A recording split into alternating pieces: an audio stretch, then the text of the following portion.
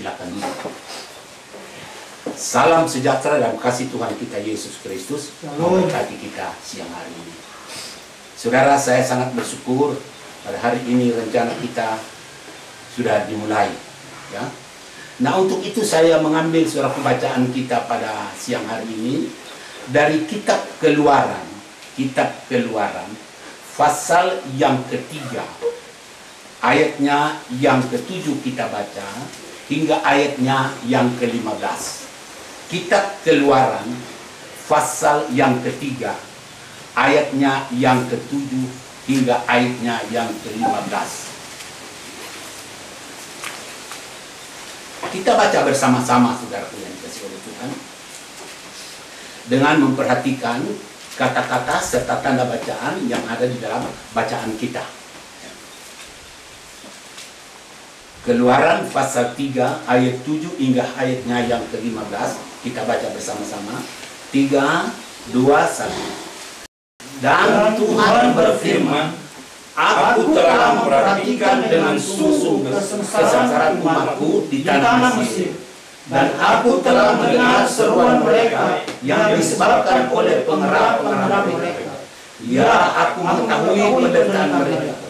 Sebab itu aku telah turun untuk melepaskan mereka dari tangan orang Mesir dan menuntun mereka keluar dari negeri itu ke suatu negeri yang baik dan luas, suatu negeri yang berlimpah-limpah susu dan madu, ke tempat orang Kanaan, orang Het, orang Amori, orang Feris, orang Heri, dan orang Yebus. Sekarang seruan orang Israel telah sampai kepadaku. Juga telah kulihat betapa kerasnya orang Mesir menindas mereka. Jadi sekarang pergilah, aku mengutus engkau kepada Firaun untuk membawa umatku orang Israel keluar dari Mesir. Tetapi Musa berkata kepada Allah, siapakah aku ini? Maka aku yang menghadap Firaun dan membawa orang Israel keluar dari Mesir. Lalu firman-Nya, bukankah aku akan menyertai engkau? Inilah tanda bagimu bahwa aku yang mengutus engkau. Apabila engkau telah membawa bangsa itu keluar dari Mesir, maka kamu akan beribadah kepada Allah di gunung ini. Lalu Musa berkata kepada Allah, tetapi apabila aku mendapatkan orang Israel dan berkata kepada mereka, Allah nenek moyangmu telah mengutus aku kepadamu, dan mereka bertanya kepadaku, bagaimana tentang namanya? Apakah yang harus kujawab kepada mereka? Firman Allah kepada Musa, aku adalah aku. Lagi firman-Nya, beginilah kau katakan kepada orang Israel itu, akulah aku, telah mengutus aku kepadamu. Selanjutnya berfirmanlah Allah kepada Musa, beginilah kau katakan kepada orang Israel, Tuhan Allah nenek moyangmu, Allah Abraham, Allah Ishak, dan Allah Yakub telah mengutus aku kepadamu. Itulah namaku untuk selama-lamanya, dan itulah sebutanku turun-temurun. Puji Tuhan. Saudara, kita semua telah membaca cerita tentang bagaimana Tuhan mengeluarkan bangsa Israel. Yang dipilih oleh Allah untuk mengeluarkan bangsa Israel memimpin dari Mesir adalah seorang yang bernama Musa. Saudaraku yang dikasihi oleh Tuhan, Allah memilih Musa untuk memimpin orang Israel keluar dari perbudakan di Mesir. Tetapi saudaraku, Musa berkata kepada Allah, tetapi apabila aku mendapatkan orang Israel dan berkata kepada mereka, Allah nenek moyangmu telah mengutus aku kepadamu, dan mereka bertanya kepadaku, bagaimana tentang namanya? Apakah yang harus kujawab kepada mereka? Ya. Jadi saudara, Musa bertanya kepada Allah, ya, kalau orang Israel tanya siapakah nama Allah nenek moyangmu? Ini sangat luar biasa, saudaraku, ya. Dalam ayat 14 Allah memberi jawaban kepada Musa. Itu bagian A. Dan Musa ditugaskan untuk memberitahukan kepada orang Israel, yaitu bagian B dari ayat 14. Allah berkata begini, firman Allah kepada Musa, adalah aku. Aku adalah aku. Saudara, kata aku saya lihat di kamus, itu berarti saya, diri ini, atau diri sendiri. Ya. Saya percaya saudaraku, meskipun ini bukan bahasa Ibrani, tapi bahasa Indonesia, tapi ini tidak salah, saudaraku. Ya. Aku arti kata aku artinya saya atau diri ini atau diri sendiri. Jadi tidak ada dengan yang lain, saudara. Kata adalah identik atau sama benar. Tidak ada bedanya. Makanya dikatakan oleh Tuhan, aku adalah aku. Aku adalah aku. Bagian B dikatakan begini. Lagi firman-Nya, beginilah kau katakan kepada orang Israel itu, akulah aku telah turun mengutus aku kepadamu. Ya. Jadi akulah aku telah turun mengutus aku kepadamu. Itu yang disampaikan oleh Musa kepada bangsa Israel. Sama, akulah aku. Nah, saudara yang saya kasih dalam kasih Tuhan, kata ini sebenarnya sama, saudaraku, dengan apa yang terdapat, saudaraku, di dalam Yesaya pasal 44 ayatnya yang ke-6. Yesaya 44 ayatnya yang ke-6. Coba tolong satu saudara baca. Pak Beni. Yesaya pasal 44 ayat 6 firman Tuhan. Beginilah firman Tuhan, Raja dan Penebus Israel, Tuhan semesta alam. Akulah yang terdahulu dan akulah yang terkemudian. Tidak ada Allah selain daripadaku. Ya. Akulah yang terdahulu, kata Allah, dan akulah yang terkemudian. Tidak ada Allah selain daripada aku. Tidak ada Allah lain selain daripada aku. Jadi benar kata Tuhan, aku adalah aku. Ya. Saudara yang saya kasih dalam kasih Tuhan, ada banyak kebingungan sekarang ini, saudaraku, karena ada banyak istilah yang dipakai, seperti Allah anak, Allah roh. Ya. Ini sangat membingungkan, saudaraku yang dikasih oleh Tuhan. Tetapi kalau kita kembali kepada kebenaran firman Allah, saya percaya kita tidak bisa bingung sama sekali. Tidak bisa bingung. Nah, saudara yang saya kasih dalam kasih Tuhan, Allah katakan, aku adalah aku. Ini penting, saudara ya. Ayat ini atau kata ini penting masuk dalam hati kita, ya, sehingga kita dapat memahami dengan baik. Dalam kitab Ulangan, saudaraku, pasal yang ke-6, kitab Ulangan pasal yang ke-6, Musa berkata begini kepada orang Israel. Dengarlah, hai orang Israel, Tuhan itu Allah kita. Tuhan itu Esa. Tuhan itu Allah kita. Tuhan itu Esa. Esa artinya satu. Esa artinya sendiri. Tidak ada dengan yang lain. Nah, saudara yang saya kasih dalam kasih Tuhan, Esa itu satu, tidak ada yang lain. Jadi Allah kita itu hanya satu, bukan dua, apalagi tiga. Ya, ini Allah kita. Sekali lagi, Allah kita itu hanya satu, bukan dua, apalagi tiga. Saudara yang dikatakan. Coba kita dengar apa yang dikatakan oleh Ayub, saudara ya, oleh Ayub dalam pasal 9. Ayub pasal 9 ayat yang keempat hingga ayatnya yang ke-8.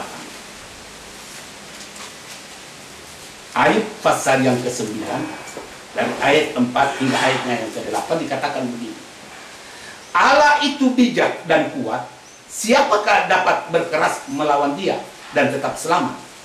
Dialah yang memindahkan gunung-gunung dengan tidak diketahui orang, yang membongkar bangkirnya dalam murkanya, yang menggeserkan bumi dari tempatnya sehingga tiangnya bergoyang-goyang, yang memberi perintah kepada matahari sehingga tidak terbit, dan mengurung bintang-bintang dengan materai, yang seorang diri membentangkan langit dan melangkah di atas gelombang-gelombang laut. Ayub katakan, Allah itu berbuat perbuatan yang ajaib, itu seorang diri. Seorang diri. Nah, pertanyaannya, saudara ya, sering kali saya, saudaraku, ya, ditanyai dengan ayat, bagaimana dengan Kejadian pasal 1, ayat yang ke-26.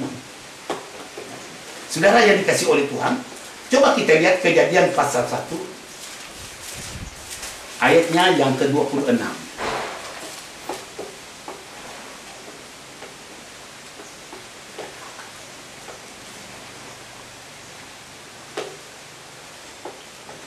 Berfirmanlah Allah, baiklah kita menjadikan manusia menurut gambar dan rupa kita, supaya mereka berkuasa atas ikan-ikan di laut, dan burung-burung di udara, dan atas ternak, dan atas seluruh bumi, dan atas segala binatang melata yang merayap di bumi.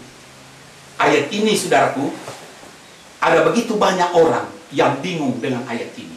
Tapi saya percaya, saudaraku, kalau kita membaca keseluruhan firman Allah, maka kebingungan itu tidak akan menguasai kita, dan kita tidak akan dapat dibingungkan oleh siapapun kalau kita berpegang kepada kebenaran firman Allah. Kata kita di sini dalam pengertian bahasa manusia itu jamak, artinya lebih dari satu. Tetapi saudara, dalam Alkitab kata kita di sini sesungguhnya Allah tidak bermaksud untuk menyampaikan bahwa dirinya itu lebih daripada satu.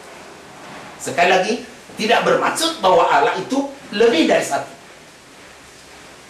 Ya. Nah, kata kita ini, saudaraku, coba kita lihat dalam Yesaya pasal 45, tolong baca ayatnya yang ke-12.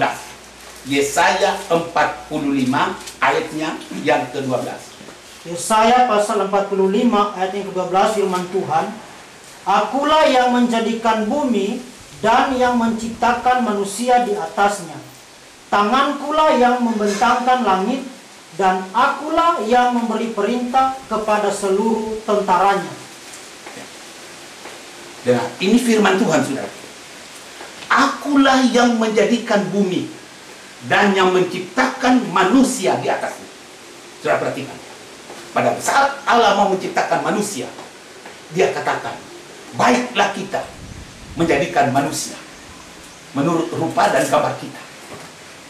Nah, di sini dikatakan oleh Tuhan sendiri, akulah yang menjadikan bumi dan yang menciptakan manusia, tangankulah yang membentangkan langit, dan akulah yang memberi perintah kepada seluruh tentara.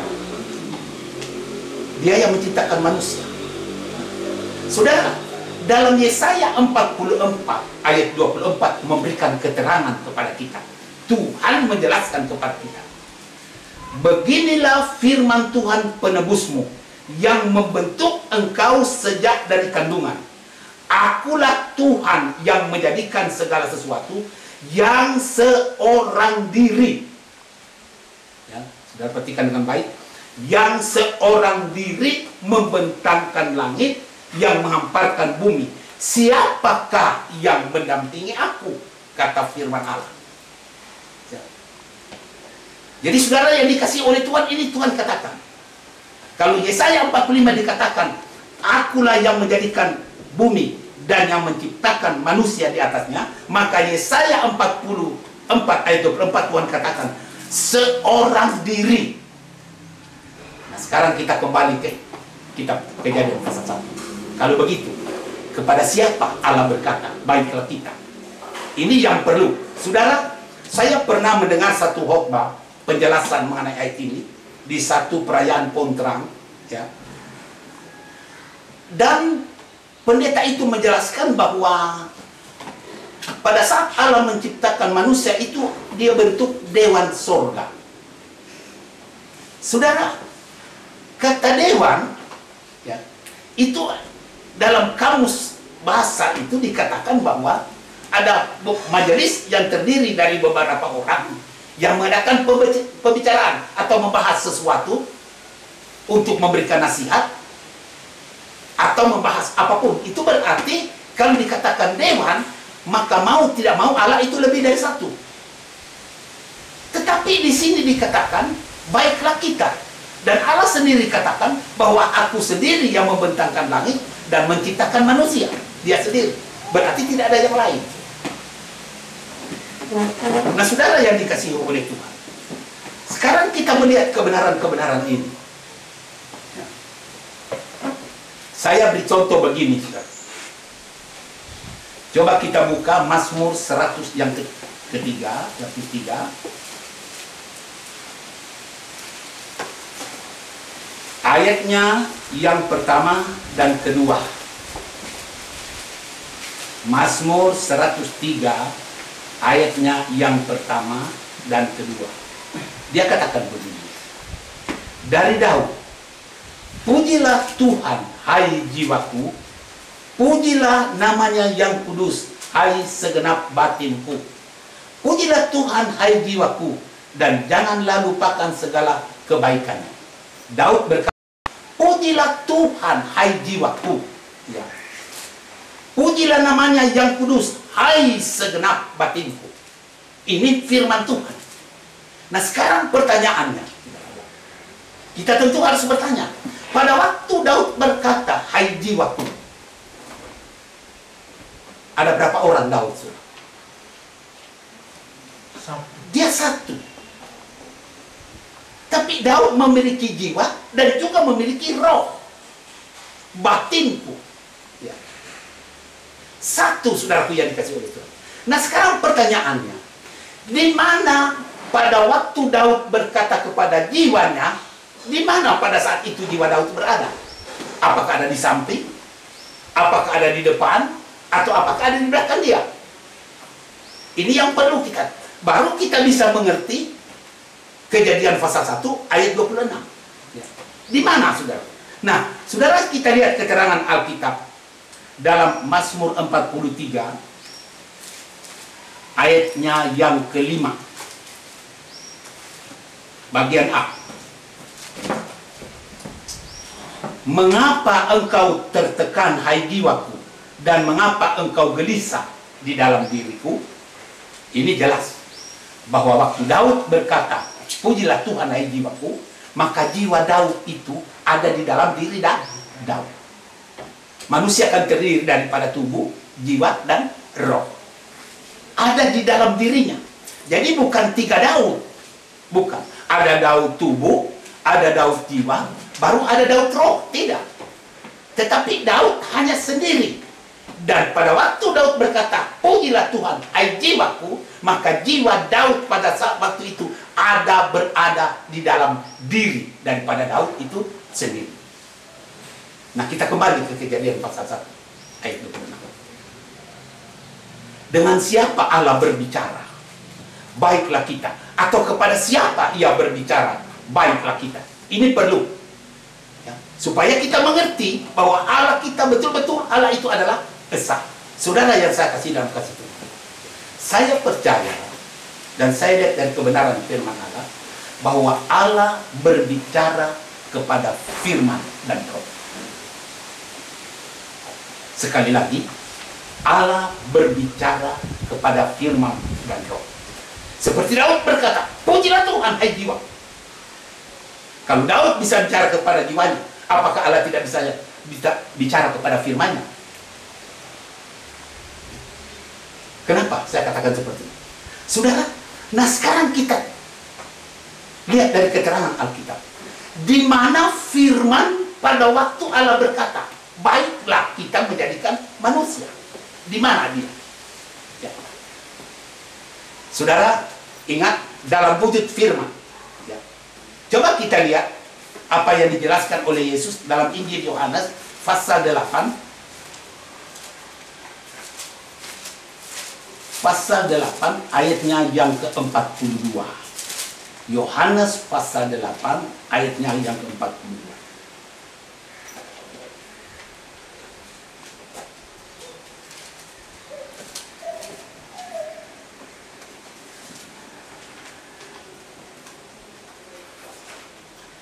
Kata Yesus kepada mereka, jikalau Allah adalah Bapamu, kamu akan mengasihi aku, Sebab aku keluar dan datang dari Allah.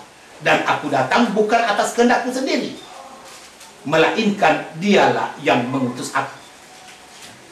Jadi Yesus katakan kepada orang-orang, kata Yesus kepada mereka, jikalau Allah adalah Bapamu, kamu akan mengasihi aku, sebab aku keluar dan datang dari Allah. Berarti di mana firman, saudara?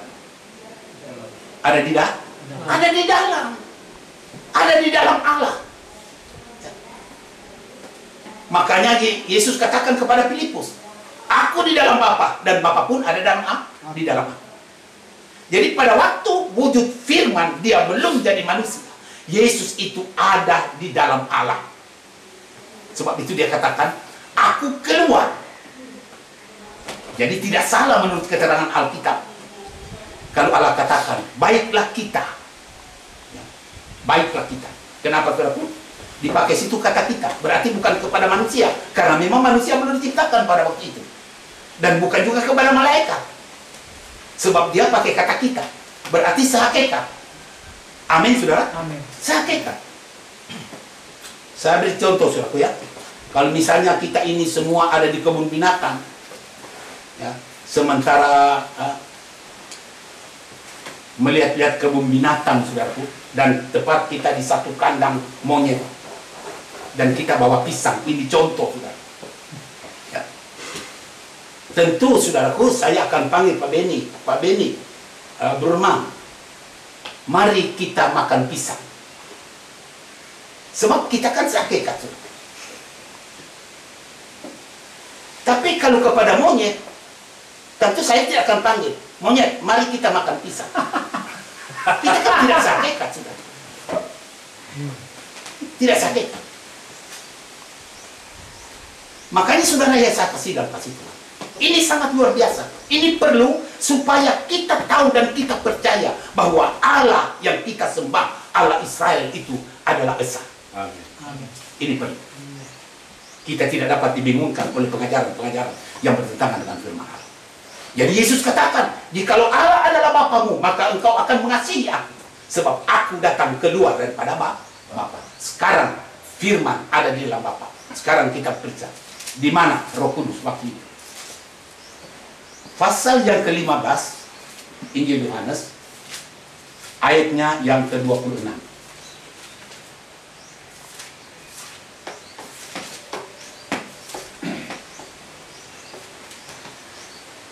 Jikalau penghibur yang akan kuutus dari Bapa datang, yaitu Roh kebenaran yang apa, saudaraku? Yang keluar dari Bapa, ia akan bersaksi tentang aku. Jadi sebelum diutus, saudaraku, baik firman sebelum dia jadi manusia, Roh belum diutus, saudaraku, untuk mengendalikan, memimpin manusia, saudaraku. Itu firman dan Roh ada di dalam Allah. Sebab itu Allah katakan, baiklah kita menjadikan manusia. Jadi Allah tidak berkata kepada satu Allah. Makanya saudaraku, yang ada di Alkitab adalah Allah Bapa, Anak Allah, Roh Allah. Istilah Allah Anak dan Allah Roh itu tidak dikenal dalam Alkitab. Itu hanya istilah dari buah pikiran dan pendapat manusia. Saudara, dari kitab Kejadian pasal 1 ayat yang kedua, saya baca dari ayat yang pertama. Pada mulanya Allah menciptakan langit dan bumi. Bumi belum berbentuk dan kosong, gelap gulita menutupi samudra raya, dan Roh Allah melayang-layang di atas permukaan air. Saudara perhatikan, dan Roh Allah. Tidak dikatakan dan Allah Roh. Dan Roh Allah. Ini perlu. Kita jangan, saudaraku yang dikasih oleh Tuhan, percaya kepada apa yang dikatakan oleh orang mengenai Allah.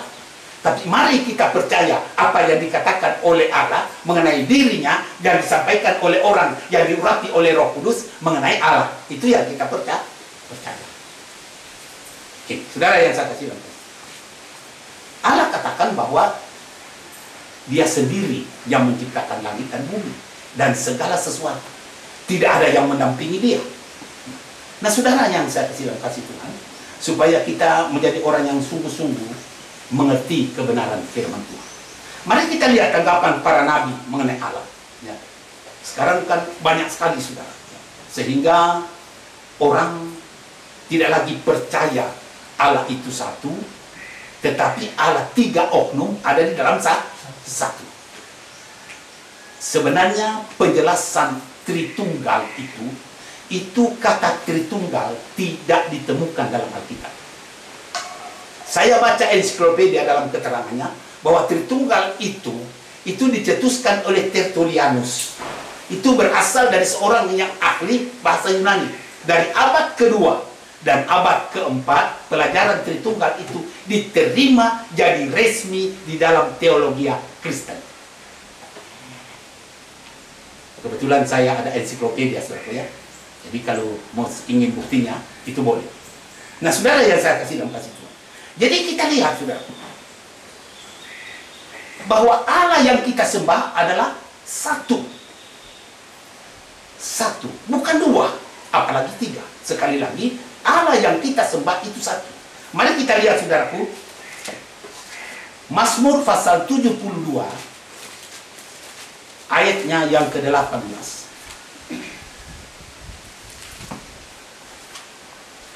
Ini dari Salomo, saudara ya. Dia katakan begini: terpujilah Tuhan Allah Israel yang melakukan perbuatan yang ajaib seorang diri. Jadi Raja Salomo, saudara, dia percaya bahwa Allah melakukan perbuatan ajaib itu seorang diri. Itu luar biasa.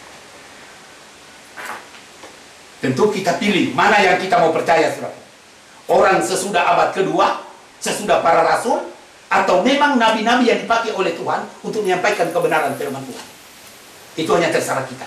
Kalau kita mau percaya penjelasan orang sesudah para rasul, saudara, berbahaya. Rawan dan kemungkinan besar kita dapat disesatkan. Tapi kalau kita percaya kepada apa yang dikatakan oleh Allah dan para nabi Allah dan rasul dan pada Tuhan kita Yesus Kristus, saya percaya kita menjadi orang percaya yang sungguh-sungguh tangguh percaya Allah itu satu. Amin. Jadi Raja Salomo katakan, terpujilah Tuhan Allah Israel yang melakukan perbuatan yang ajaib seorang diri. Salomo, saudara, berbicara ini orang yang penuh hikmat yang sangat luar biasa. Sangat luar biasa. Nah, saudara, kita lihat sekarang Mazmur 86, doa Daud. Ini Daud, bapak dari Salomo.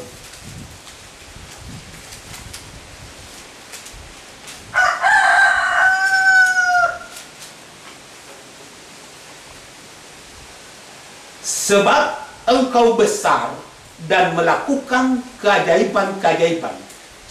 Engkau sendiri saja Allah.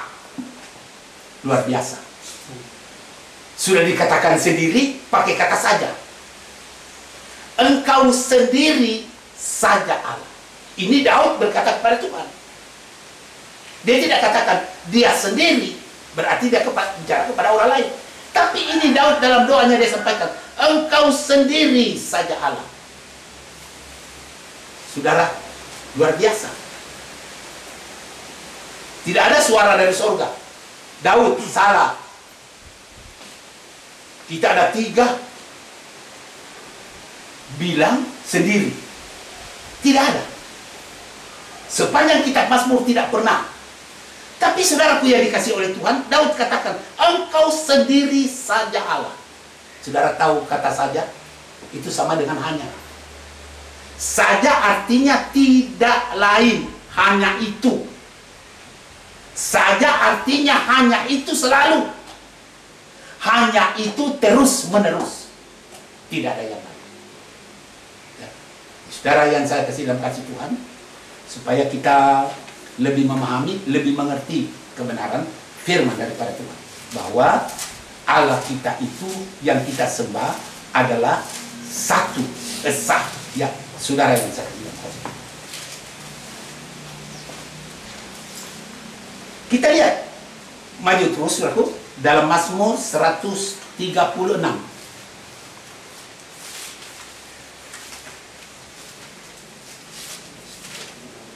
Ayat 3 dan 4. Bersyukurlah kepada Tuhan segala Tuhan,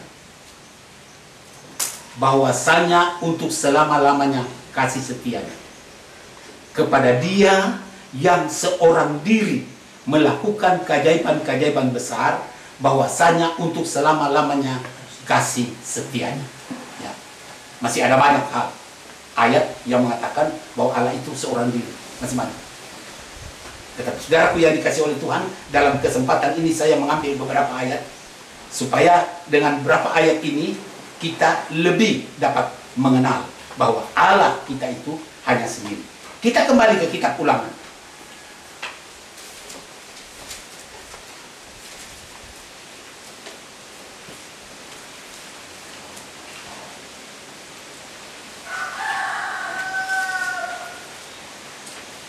Dengarlah hai orang Israel, Tuhan itu Allah kita, Tuhan itu Esa. Saudara, untuk lebih jelas kita dapat memahami kitab Ulangan pasal 6 ayat 4 ini, kita kembali lagi kepada kitab Keluaran pasal yang ketiga. Pasal yang ketiga, ayatnya yang ke-15. Kitab Keluaran pasal yang ketiga, ayatnya yang ke-15. Selanjutnya berfirmanlah Allah kepada Musa, beginilah kau katakan kepada orang Israel, Tuhan, Allah nenek moyangmu, Allah Abraham, Allah Ishak, dan Allah Yakub telah mengutus aku kepadamu. Itulah namaku untuk selama-lamanya, dan itulah sebutanku turun-temurun. Ada dua hal kita perhatikan. Itulah namaku pertama, dan itulah sebutanku. Ya. Kata sebutan berarti panggilan. Panggilan. Ya. Mari kita lihat dalam kamus Alkitab kata Tuhan. Kalau Alkitab saya, saudaraku, halaman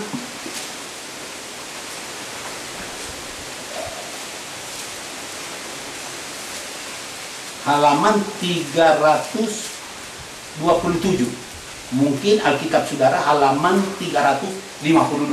Mari kita lihat apa keterangan kamus Alkitab.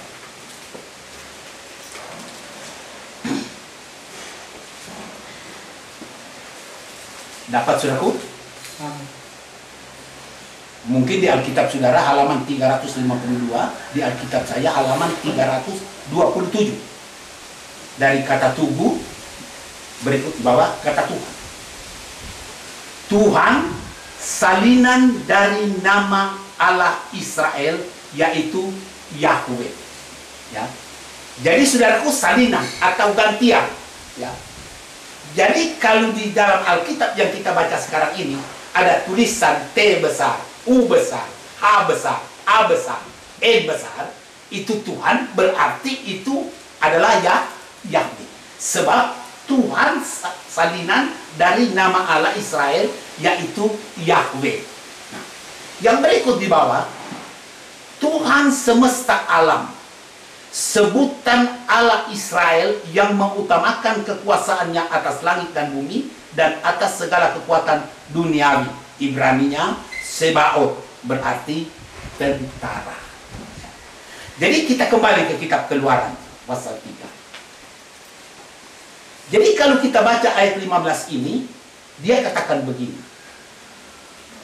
Selanjutnya berfirmanlah Allah kepada Musa, beginilah kau katakan kepada orang Israel, Yahweh, ya, Allah nenek moyangmu, Allah Abraham, Allah Ishak, dan Allah Yakub telah mengutus aku kepadamu. Itulah namaku untuk selama-lamanya, dan itulah sebutanku turun-temurun. Jadi nama di sini adalah Yahweh, sedangkan sebutan adalah Allah. Jadi kita tidak berdosa Sebab ada beberapa kelompok, saudaraku, yang mengatakan bahwa apabila kita berdoa sebut Allah itu najis. Ya. Mereka tidak menyelidiki kebenaran firman Tuhan secara benar. Ya. Saudara yang saya kasih, Allah adalah sebutan atau panggilan kepada Tuhan yang namanya adalah Yahweh. Ini yang jelas dalam Alkitab. Jadi kalau kita katakan Allah, berarti kita memakai panggilan. Dan yang kita panggil adalah Yahweh. Saudara yang saya kasih dalam kasih Tuhan, yang seorang diri membentangkan langit dan yang menjadikan bumi serta menciptakan manusia. Saudara yang saya kasih dalam kasih Tuhan, jangan lupa Allah kita itu satu. Allah kita bukan dua, Allah kita bukan tiga. Jadi jangan lupa saudaraku yang dikasih oleh Tuhan, jangan kita, saudara, terpengaruh dengan istilah-istilah seperti Allah anak, istilah Allah roh. Itu tidak pernah disebutkan dalam Alkitab.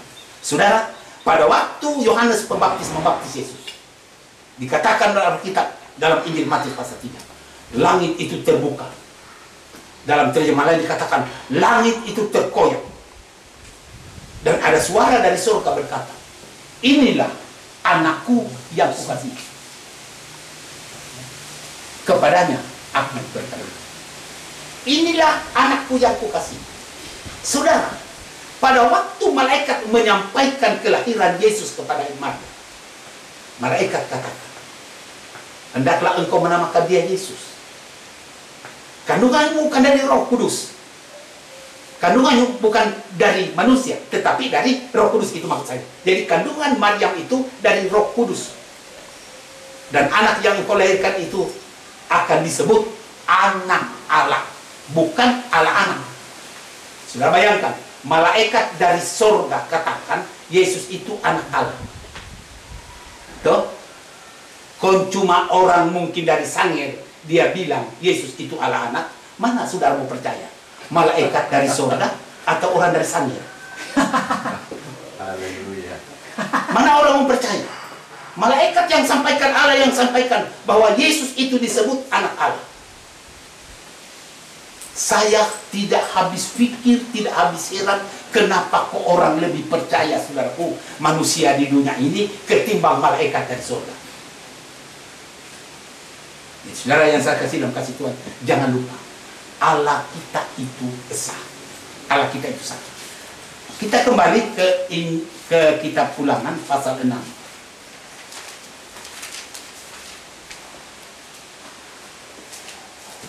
Ayat yang kelima dikatakan begini, kasihilah Tuhan Allahmu dengan segenap hatimu, dan dengan segenap jiwamu, dan dengan segenap kekuatanmu.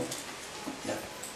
Setelah Musa menyampaikan kepada orang Israel bahwa Allah kita itu esa, satu, baru berikut dikatakan kasihilah. Ya. Jadi kita mengasihi Tuhan tidak pernah bingung. Kita mengasihi Tuhan tidak pernah bingung. Sebab kita tahu Tuhan itu satu. Esa. Jadi saudara, dan Allah yang mengasihi umat manusia, dia mengutus Yesus, firman yang jadi manusia. Jangan lupa, firman jadi manusia. Dia utus itu. Saudara yang saya kasih, firman yang jadi manusia. Jadi bukan Allah, tetap Allah, tidak. Injil Yohanes pasal 1 ayat 14 dikatakan, firman itu sudah jadi manusia dan ia tinggal di antara kita. Bahkan murid-murid dikatakan, dan kami menyaksikan atau melihat kemuliaannya. Jadi yang menjadi manusia adalah firman. Ya. Dia jadi manusia. Saudara yang saya kasih tahu, dalam Injil Yohanes pasal 1 ayat yang pertama,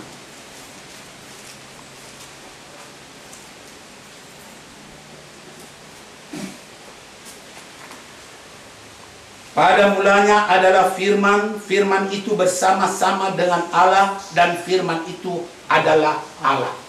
Kata bersama-sama itu berbarengan. Berbarengan, sama-sama. Di mana ada Allah, di situ ada firman. Di mana ada firman, di situ juga adalah Allah. Ya. Sebab firman keluar dari Allah. Allah tidak pernah keluar dari firman. Atau saudara pernah baca bahwa Allah keluar dari firman? Roh itu keluar dari Allah. Allah tidak pernah keluar dari roh. Tidak pernah. Saya tidak pernah membaca, selama membaca Alkitab, saya dapati bahwa Allah keluar dari firman. Atau Allah keluar dari roh. Tapi firman itu keluar dari Allah. Dan roh itu keluar dari Allah. Nah, saudara yang saya kasih dalam kasih tahu. Nah, firman ini diutus dan dia jadi manusia. Jangan lupa, saudara. Jadi manusia. Dialah yang mati di kayu salib untuk menebus dosa kita. Dia jadi manusia. Dan saudara yang dikasih oleh Tuhan, itu sudah rencana Allah sebelum dunia dijadikan. Sebelum dunia dijadikan, Yesus sudah ditetapkan untuk dia jadi manusia, untuk mati di kayu salib. Jadi yang mati di kayu salib itu bukan Allah, tetapi manusia. Sampai ada orang bilang begini, kalau Yesus itu adalah Allah, mengapa dia mati? Sebenarnya saudaraku, yang mati di kayu salib itu bukan Allah, tapi dia adalah manusia. Gambar dari Allah. Kenapa? Coba Yohanes 1 ayat 18. Tidak seorang pun yang pernah melihat Allah, tetapi anak tunggal Allah yang ada di pangkuan Bapa, dialah yang menyatakannya. Tidak ada seorang pun yang pernah melihat Allah atau mengenal Allah. Tetapi anak tunggal Allah itu, ya, dia yang datang menyatakannya. Jadi Yesus ini disebut sebagai gambar daripada Allah, bukan Allah. Gambar. Dia adalah manusia, tetapi di dalam kemanusiaan Yesus inilah berdiam seluruh kepenuhan Allah. Coba terjemahan sehari-hari, kitab Kolose. Satu orang baca Kolose pasal 1 ayat 19. Coba. Kolose 1 ayat 19. Tolong Pak Onimus, tolong baca. Kolose pasal 1 ayat yang ke-19. Karena seluruh kepenuhan Allah berkenan diam di dalam Dia. Kolose pasal 2 ayat 9. Kolose pasal 2 ayat yang ke-9, demikian firman Tuhan. Sebab dalam Dialah berdiam secara jasmania seluruh kepenuhan kealahan. Ya. Jadi ayat 19 dikatakan bahwa karena seluruh kepenuhan Allah berkenan diam di dalam Dia, di dalam Yesus. Jadi kepenuhan Allah berdiam di dalam Dia. Makanya Yesus katakan, aku di dalam Bapa dan Bapa pun ada dalam aku. Karena pada waktu, saudaraku, Yesus dalam wujud firman, dia ada di dalam Allah yang adalah roh. Setelah firman jadi manusia, Allah yang adalah roh ada di dalam Yesus yang adalah manusia. Nah, dalam Kolose pasal 2 ayat 9 dikatakan, sebab dalam Dialah berdiam secara jasmania seluruh kepenuhan kealahan. Jadi Yesus saudaraku manusia, tetapi di dalam Yesus itu berdiam seluruh kepenuhan kealahan. Makanya Yesus dikatakan 100% manusia dan juga 100% Allah. Amin. Coba tolong baca Kolose 1 ayat 19 dan Kolose 2 ayat 9. Kolose pasal 1 ayat 19 dalam Alkitab terjemahan sehari-hari. Allah sendirilah yang menghendaki supaya segala sesuatu yang terdapat pada diri Allah terdapat juga dengan lengkap pada diri anaknya. Puji Tuhan. Allah sendiri yang menghendaki. Jadi bukan manusia yang menghendaki. Nah, kalau Allah menghendaki, siapa yang dapat mempersalahkan? Ya. Pasal 2 ayat 9. Pasal 2 ayat 9. Sebab seluruh kepribadian Allah berdiam pada Kristus, yaitu pada kemanusiaannya. Berdiam pada Kristus, yaitu pada kemanusiaannya. Ya. seluruh kepribadian Allah berdiam dalam Kristus, yaitu dalam kemanusiaannya. Makanya Yesus saudaraku disebut gambar dalam Kolose pasal 1. Coba ayat yang ke-15.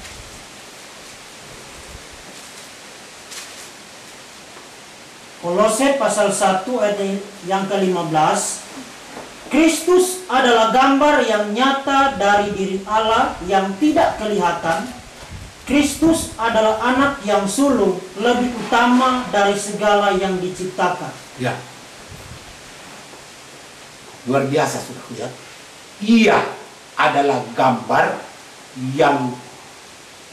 Allah yang tidak kelihatan, yang sulung, lebih utama dari segala yang diciptakan. Jadi Yesus adalah gambar. Ya, saya coba bawa saudaraku gambar saya di sini. Ya.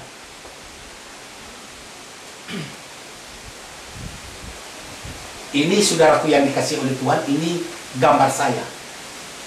Ya, saya kan ini kan memang ini saya. Bukan Obama ini. Ini saya. Ya, saudara, ini gambar saya.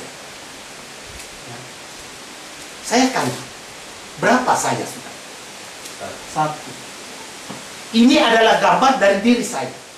Karena Allah tidak kelihatan, maka Yesuslah yang menampakkan Allah itu. Dia yang menyatakan. Sebab itu dikatakan Yesus itu adalah gambar. Nah, pada waktu kematian Yesus di kayu salib, saudaraku yang dikasih oleh Tuhan,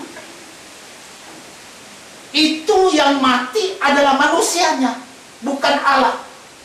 Allah tidak mati. Sebab saudaraku yang dikasih oleh Tuhan, di kayu salib Yesus berseru, Eloi, Eloi lama sabachthani. Ya Allah, ya Tuhanku, apakah sebabnya engkau meninggalkan aku? Nah, pada saat itu saudaraku yang dikasih oleh Tuhan, Allah yang adalah roh, dia keluar dari Yesus dan tinggallah manusianya di kayu salib. Sebab itu dia berseru dalam Filipi pasal 2, coba Pak, ayat 6. Filipi pasal 2 ayat 6 mulai. Yang walaupun dalam rupa Allah tidak menganggap kesetaraan dengan Allah itu sebagai milik yang harus pertahankan, melainkan telah mengosongkan dirinya sendiri dan mengambil rupa seorang hamba dan menjadi sama dengan manusia. Dan dalam keadaan manusia, Anda dengar, dan dalam keadaan manusia, bukan keadaan Allah, ia telah merendahkan dirinya dan taat sampai mati, bahkan sampai mati di kayu salib. Jadi yang mati di kayu salib adalah Yesus yang manusia. Allah tinggalkan dia, kosongkan dirinya, dan Allah yang memisahkan diri daripada Yesus, dan Yesuslah yang mati di kayu salib. Jadi gambarnya, saya beri contoh. Kalau gambar ini misalnya saudara Man Yakob ambil ya paku, dia tusuk dengan paku. Saya tanya, saya luka sudah. Saya tidak bisa luka, karena yang luka gambar saya. Jadi rencana Allah penyelamatan untuk umat manusia itu sudah ditetapkan sebelum dunia ini dijadikan. Nah, oleh karena itu saudaraku yang dikasih oleh Tuhan, jangan lupa, Allah kita itu hanya satu. Yesus itu adalah pengantara antara Allah dan manusia. Itulah sebabnya kita bisa berdoa, kita bisa datang, dan seluruh penyembahan kita, saudaraku, harus fokus pada Yesus, barulah diterima oleh Allah. Sebab itu Yohanes 14 ayat 6 dikatakan, aku inilah jalan kebenaran dan hidup. Tidak ada seorang pun sampai kepada Bapa kecuali dengan aku. Tidak ada. Harus Yesus. Sebab itu seluruh penghormatan itu sudah ditetapkan oleh Allah.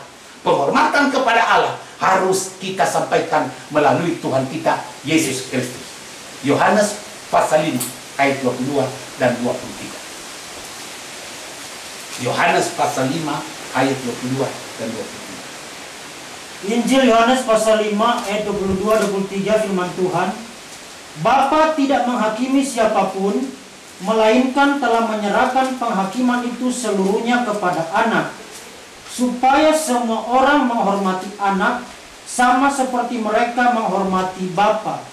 Barang siapa tidak menghormati Anak, ia juga tidak menghormati Bapa yang mengutus dia. Anda perhatikan, barang siapa tidak menghormati Anak, ia berarti juga tidak menghormati Bapa. Sekali lagi, siapa yang tidak menghormati anak, ia berarti tidak menghormati Bapa. Pujian bagi Yesus, Juru Selamat dan Kekasih jiwa kita. Haleluya.